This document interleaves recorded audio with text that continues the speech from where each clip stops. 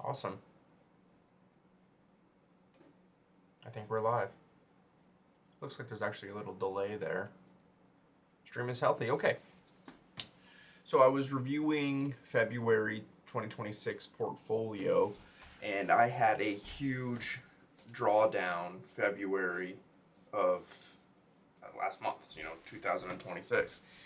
It had a 30% drawdown in my actual portfolio. Now these numbers you see here were calculated with my actual shares, but I decided I probably shouldn't share the actual shares that I own in these companies. But I wanted to do this video because I was curious where my drawdowns came from in the month of February. And so I had chat analyze my portfolio, of course, and chat showed that the top 5, 6 holdings that I have that had the largest drawdowns in the month of February were Amazon, Meta, Microsoft, Nvidia, Apple, and then the broader VOO market. And so I wanted to take this moment to review where those drawdowns came from and then come up with a plan for the rest of Q1 in 2026 and how I can take advantage of these drawdowns. So Amazon has been having a deplorable year.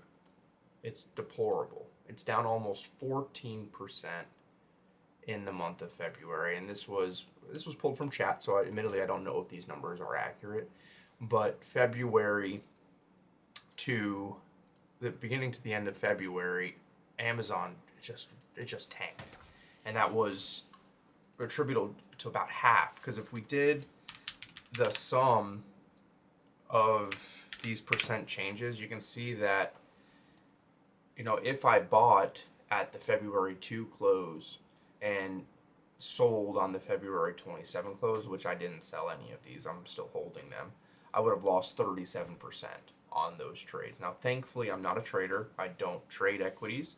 I am more of a buy and hold contrarian than I am a trader, because seeing that Amazon is down 14%, my initial gut reaction is to immediately start loading more into Amazon. I mean, it's on sale. If I wanted to go and I wanted to buy a new watch, and I was walking into the watch store and I knew I wanted to buy this watch, and all of a sudden this watch that I liked, that I've been looking at, that I've been tracking, was on sale for 14%, I am more likely to buy that watch. And I try to apply that same mentality to the ownership of shares in publicly traded companies. Amazon is down 14% from the month of February.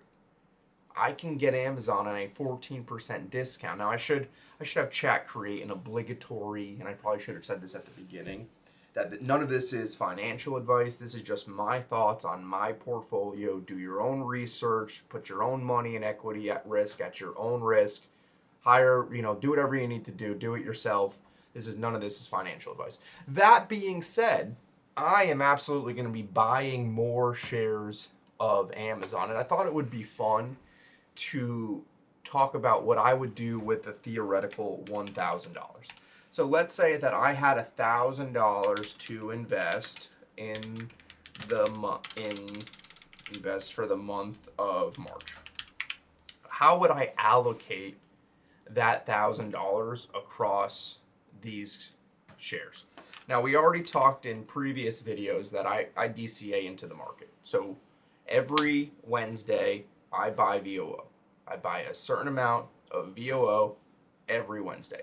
I don't care what the price is. I don't care what time of the day it is. It's just automatically set up on my account. And so every Wednesday, I dollar cost average into the broader S&P 500, or Vanguard's equivalent of the S&P 500. But how am I going to place educated bets across these 5 companies if I had $1,000? Now, what's unique here is I don't see one of my favorites of this year is Micron. It's not included in this list of my drawdowns because I think it did okay. Like, how did it do? Let's just open up a new window. And let's type in Micron Google Finance. And we see that Micron over the past month is only down. Now, why wasn't it included in the list? That's interesting that Micron was not included. It must have just barely missed the list and hit Apple at 5.83 at 5% there. Why didn't, I don't know why. You know, this is a great example of why ChatGPT makes mistakes sometimes. Micron should have been included in this list of equities that performed poorly, but I suspect that ChatGPT weighted the number of shares that I own, which is why it was an overall price change per month. But Micron is really a contender for outperforming the market this year, in my opinion. If we just look at the 6-month historical performance of Micron, they really have done incredibly well. Even if Micron only does 25% for the year, I would think that that would be an incredible return over the broader market. And so if I had, and we're doing this live, I had none of this is planned. I just was curious where, number one, my losses were. And I think that a large majority of my losses are attributed to Amazon and Microsoft. I don't know why Meta. I haven't loaded into Meta, but it's perhaps because of what I own in Meta that is contributing to the larger drawdown. But essentially, I lost 30% of my portfolio in February. And now my mentality is on those equities that I lost money in, can I buy more of those to benefit in the long run? And so if I was to allocate $1,000 across these, what is this, 6 companies? These 6 companies in the month of March, knowing that they are all on sale. If I had $1,000, how would I allocate that $1,000 across these different equities? Well, first, I want to load a majority of it into Amazon. Admittedly, if I had $1,000, I'm thinking I'm going to put maybe $450. Now, remember that none of this is financial advice. This is a theoretical what I would do personally with $1,000. I personally would probably put about $450 into Amazon. Now, how much does that leave us left? Well, we have 1,000 minus 450. Okay, so we have $550 left. If I was to attribute $550 to the remainder of this portfolio, I don't know why Micron was not included, because I would rather include Micron in this list because of how well Micron did. Like, it's really incredible how well Micron did over the past year, year in total. This is just year to date, year in total. And I believe that over the long run, over the next 2 to 5 years, as these companies spend more and more money, that you will see more and more outsized gains compared to the market. Because that's ideally what we're looking for here, is how can our portfolio do better than the broader market? Because as Warren Buffett said, if we cannot outperform the broader market, if we cannot do better than just putting our money in the S&P 500, then we shouldn't be doing this at all. Like that's the benchmark. If we cannot at least outperform the market, we should not be doing this. And so my gut is telling me that Amazon will absolutely outperform the market over long periods of time. Why? Because I like to think when I had the opportunity to go to Europe. When I was in Europe, I was in Italy, and we were driving around on these beautiful roads, and everyone drives crazy out there in Italy. They go on the left-hand side of the road and the right-hand side of the road. And really, the center line is really just a recommendation, which is absolutely amazing. But when I was there, as compared to where I am, and I'm in the middle of nowhere right now in Pennsylvania, but I still see every time I go between Scranton, Pennsylvania, and where my office is in Newfoundland, every time I'm on the highway, I see Amazon trucks, the Amazon tractor trailers.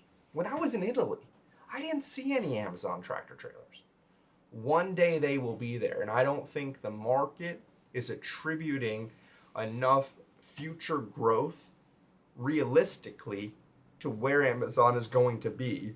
Because if you compare the West Coast, let's just compare Campbell, California to Scranton, Pennsylvania. When I lived in Campbell, California, which was in, I don't know, 5 years ago, I had 2-hour delivery on maybe 50% of Amazon's products. I think I could even get 1-hour delivery on groceries. This was 5 years ago. Where I am now, near Scranton, Pennsylvania, there is no 2-hour delivery. There is no 2-day delivery. They try to get it to you in 2 days, but a lot of the stuff isn't coming in 2 days. Because it might have hit the USPS, the post office, in 2 days, but it's not hitting my house. Because it's so rural. We're in the middle of nowhere. And even further still, in Europe, there was no Amazon tractor trailers.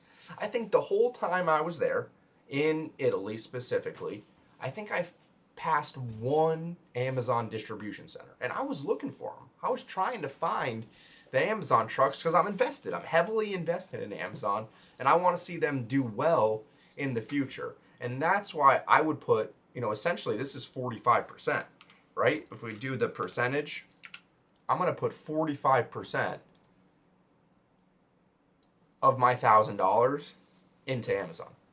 Because Amazon is on sale right now. It's 14% cheaper in the month of March right now than it would have been in the month of February. And so I'm going to put 45%. Personally, if I had this $1,000, I would put 45% in Amazon. Now, if all I have left is 55%, how would I allocate 55% across these 5 others? Let's give myself a rule. Well, the rule has to be that I have to buy each of these. So we can't just say I'm not going to put any money in any of them, but I have to buy these 5 equities. If I had to buy these 5 equities, which I'm not telling you to do, where would I put the majority of it? And I have to buy all of them, so I only have $550 left. Well, Microsoft has been doing terrible this year. Let's take a look at Microsoft for a moment. Let's go new window here. Let's go look at Microsoft.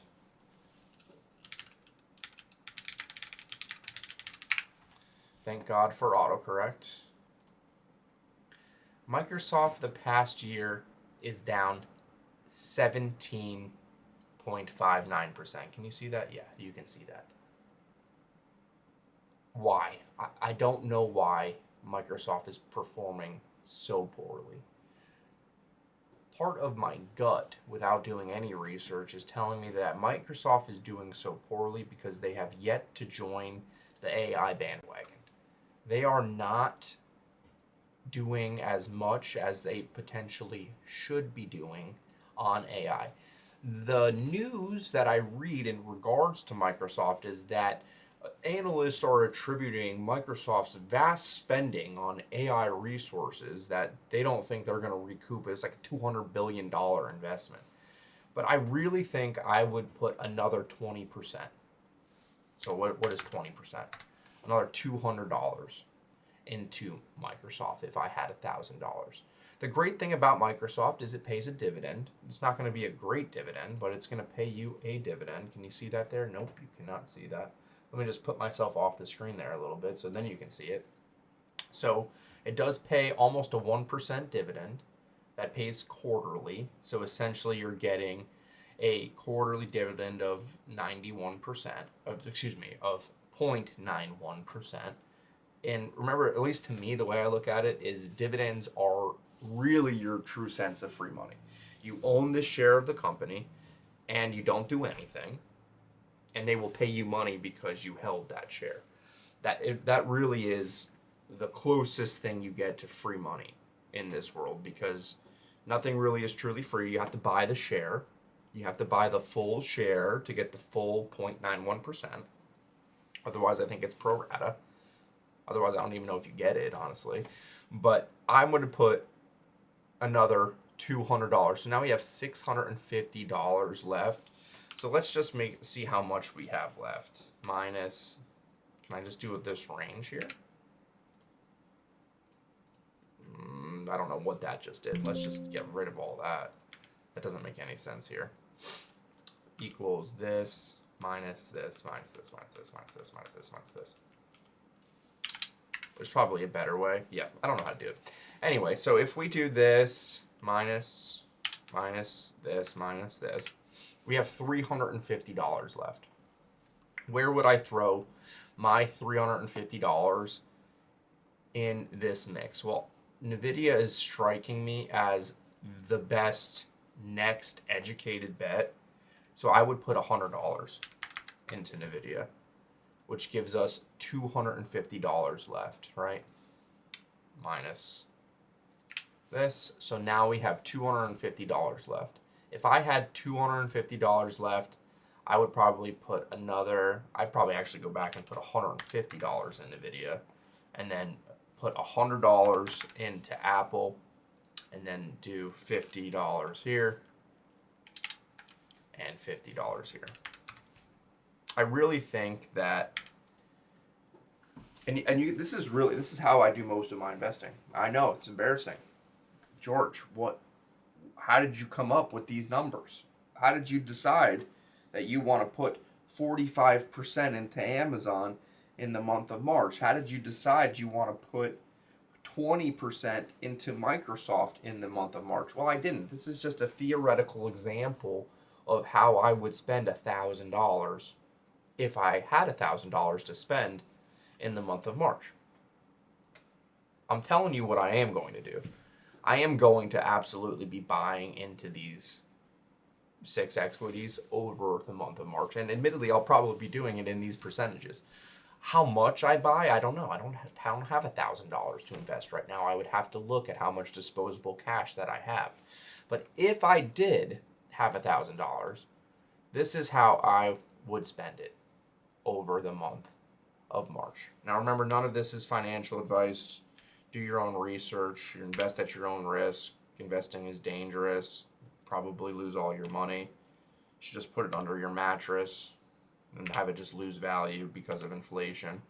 That's definitely the smartest thing you should do with your money. Now, I'm curious what my percentages are and how that played out. I'm really, at the end of the day, maybe I am a trader at heart, but I don't trade daily now. I just try to buy good companies that I think will outperform the broader market over the long run. I strongly believe that these 6 companies in 2026 will outperform the broader S&P 500. Most of the tech stocks right now, as we sit here, are all underdrawn because of the conflict in Iran happening probably as we speak. Honestly, as I do this live, those companies have been drawn down, and I think they've even had a poor day. So let's go to my list here. You guys can literally see the companies that I have on my list. And I'll make myself smaller so that you can see everything.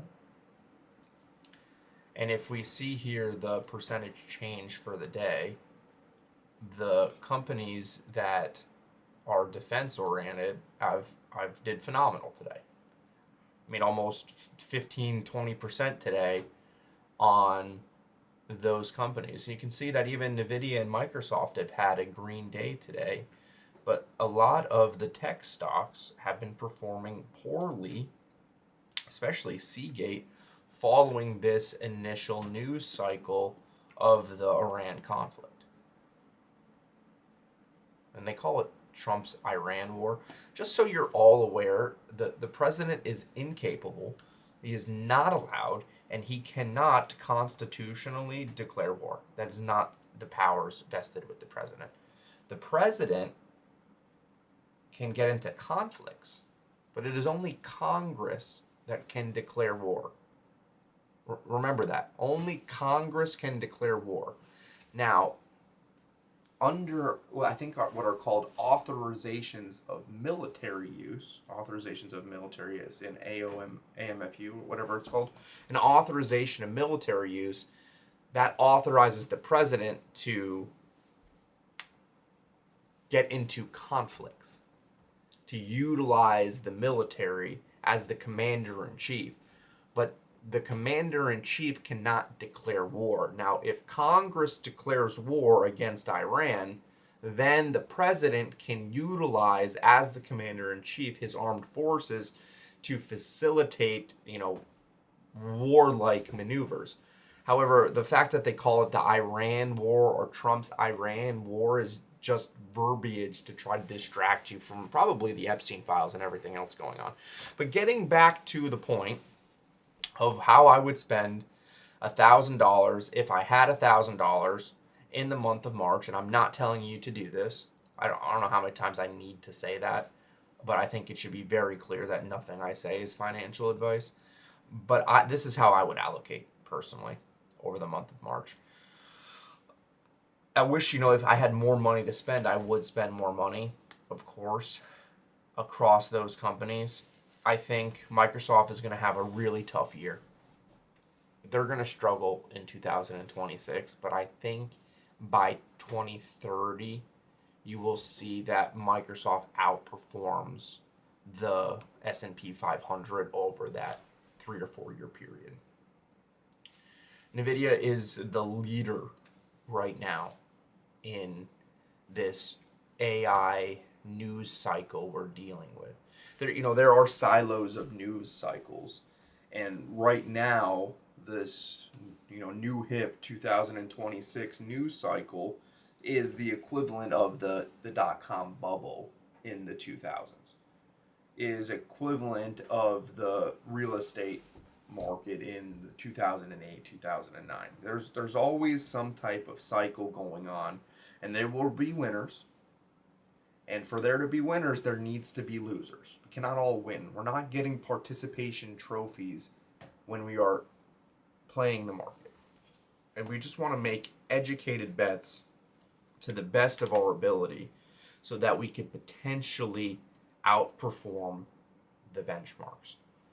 My portfolio is a very tech-weighted portfolio. We lost 30% in the month of February. But my conviction is that 30% is an emotional reaction to uncertainty in the world, which allows for the purchase of equities at a great discount, which is why I would put 45% into Amazon. We have yet to see in the public eye Amazon's robotics come to fruition. I imagine in my lifetime, and if not my lifetime, certainly my children's lifetime, that the majority of Amazon employees will be no longer existent. They'll take an employee base probably in the tens of thousands, if not hundreds of thousands, and cut that down to maybe hundreds of employees. There will be no drivers for Amazon. There will be no warehouse employees for Amazon. There may not even be executive teams on Amazon any longer when they can be replaced with robotics, and the robotics are then ran by artificial intelligence, and that artificial intelligence, the way I look at it is, think of military drones. First, we created the plane, and the human had to drive the plane, and then we created drones. And now a human sitting in the middle of the United States somewhere in like a little storage container with a remote control reminiscent of playing Halo can take off a drone on a warship in the Arabian Sea, which I just made up. I don't even know if that's a real sea. Fly it over the Middle East, conduct the mission successfully and then go home to their family. Like nothing ever happened. I really think over the next 10 years, we will see extraordinary changes in how we work, including white collar working. Like, you know, I can get online right now and use ChatGPT to do some legal work. Is it good legal work? No, not yet, but it will be very soon. Why am I only putting 5% into Micron? Well, I'm only putting 5% into Micron because I have a substantial position currently in Micron. I think if I did a pie chart, which I'm not going to do live because I'd have to show you my share size, that Micron might be my single largest equity holding. And so I would only invest $1,000. If I had $1,000, I'm only going to put 50 because it's already my largest holding. And so I don't want to extraordinarily outbalance my portfolio because I put another $450 into Micron. But this is how I would spend my money. And admittedly, I'm going to save this. And, you know, maybe as an experiment, I will implement this to see how I do with this allocation over the month of March. Now, the next question is, when do you do it? Do I take the 450 and do I DCA that into Amazon over the month of March? Or do I just take this money and throw it all in right away? That's a great question. I'm the biggest fan of DCA. However, I'm also an opportunistic investor. Just if you watch any of my short videos, you'll see that sometimes the market gives these little nuggets of what I'll call mispricing. And when there are these nuggets of mispricing, I take advantage of them. I don't think for this experiment it really matters. I might honestly, if I had the money to spend, I would just spend it tomorrow at market open. But again, I don't have the money because this is just a theoretical conversation. Now I'll upload this video and, you know, I hope somebody finds it